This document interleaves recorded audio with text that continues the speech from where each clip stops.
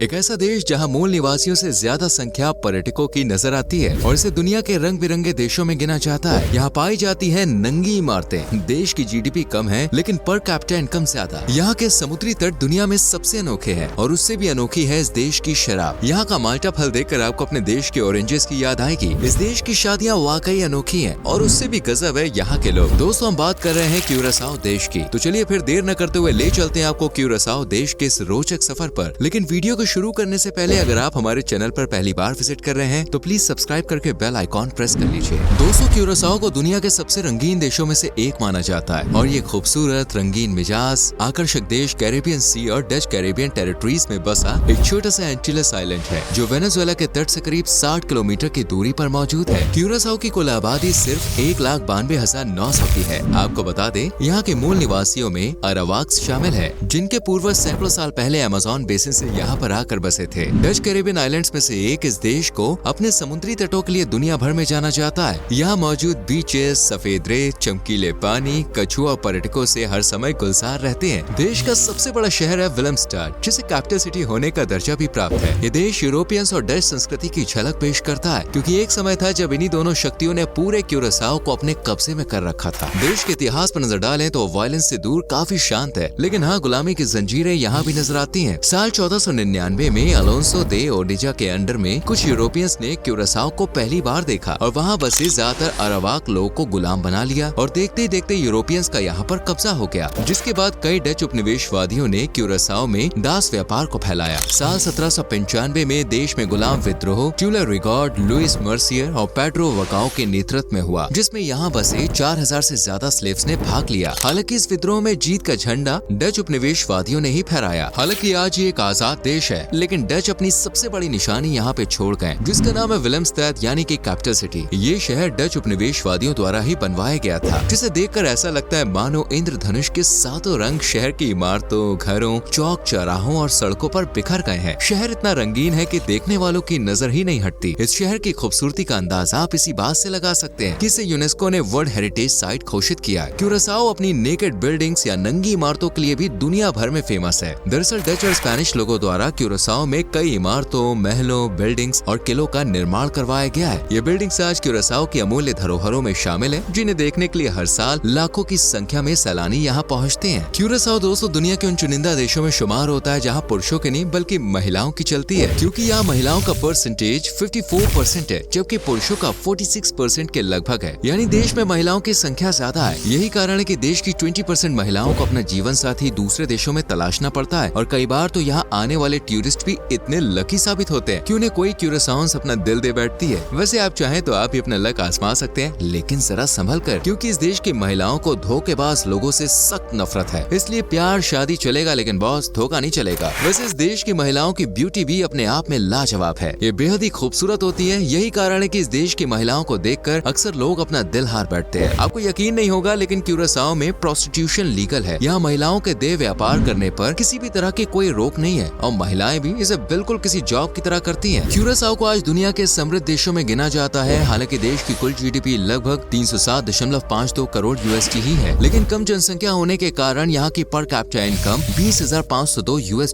की है। यही कारण है कि इस देश के लोग किसी भी बात की टेंशन नहीं लेते और खुलकर अपनी जिंदगी जीते हैं। देश की कमाई का सबसे बड़ा जरिया है टूरिज्म। देश में हर साल लाखों की संख्या में सैलानी आते हैं, जिनसे क्यूरासाओ मिलियंस ऑफ डॉलर्स की कमाई करता है। यहाँ खेती से लेकर शराब बनाने तक, एक्सपोर्ट से लेकर हॉस्पिटैलिटी तक जैसे कई सेक्टर्स हैं जो देश की कमाई का साधन बने हुए हैं। इसके अलावा वेनेजुएला के नजदीक होने के चलते यहाँ कई पेट्रोलियम रिफाइनरीज बनी हुई हैं। वेनेजुएला देश से बड़ी मात्रा में यहाँ क्रूड ऑयल आता है, जिसे रिफाइन करके ये देश दूसरे देशों में एक्सपोर्ट करता है। साथ ही नेचुरल गैस भी देश की जीडीपी को काफी हद तक बूस्ट करती है। इतना ही नहीं, इस खूबसूरत से देश ने अपने पोर्ट्स को भी काफी अच्छे से डेवलप किया है। आज के समय में क्यूरासाओ के बंदरगाहों को कई आस पड़ोस के देश इस्तेमाल करते हैं। यहाँ के बंदरगाहों से सबसे ज्यादा कपड़े, वाइन और परफ्यूम का एक्सपोर्ट होता है। फॉस्फेट माइनिंग भी देश का खजाना लगातार भर रही है। इस खजाने का सबसे ज्यादा लाभ होता है यहाँ के लोगों को, जिन्हें कम मेहनत में ज्यादा पैसा और एक अच्छी लाइफस्टाइल भी मिलती है। यहाँ के लोग बड़े ही खुशमिजाज, मौज मस्ती से भरे और जिंदा दिल होते हैं। ये एक दूसरे के साथ मिलजुल कर रहना पसंद करते हैं और हर बुरी सिचुएशन में एक दूसरे के साथ कंधे से कंधा मिलाकर खड़े रहते हैं। यहाँ लगभग 73% लोग कैथोलिक धर्म को मानते हैं और वीक के अंत में एक दूसरे को बॉर्न वीकेंड कहकर विश करते हैं, जिसका मतलब होता है हफ्ता अच्छा गुजरा, जबकि वीक की शुरुआत में कहते हैं बॉर्न सेमेटी,